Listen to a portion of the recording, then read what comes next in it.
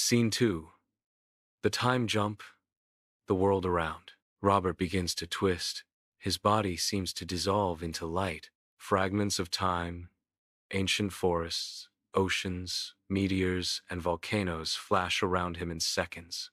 Robert surrounded by swirling light. Images of prehistoric Earth, volcanoes, meteors, and early oceans flashing around him. Deep hum, rising pitch. Fragments of voices from different eras echo faintly. Time.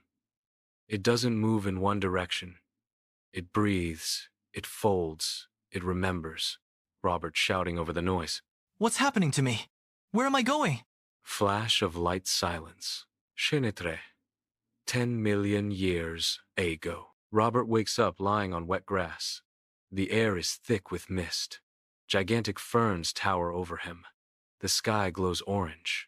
A distant roar echoes through the jungle. Prehistoric jungle. Giant ferns. Misty atmosphere. Orange sky. Distant volcano in background. Man in modern clothes looking shocked. Robert whispers. This isn't Earth? Or not the Earth I know? He picks up a strange leaf, looks around, and then sees monkey-like creatures moving slowly beside him. Robert had traveled not just through space, but through time to an Earth long before humanity, to witness evolution itself. Robert, half in fear, half amazed. Oh my God! I'm standing at the dawn of man.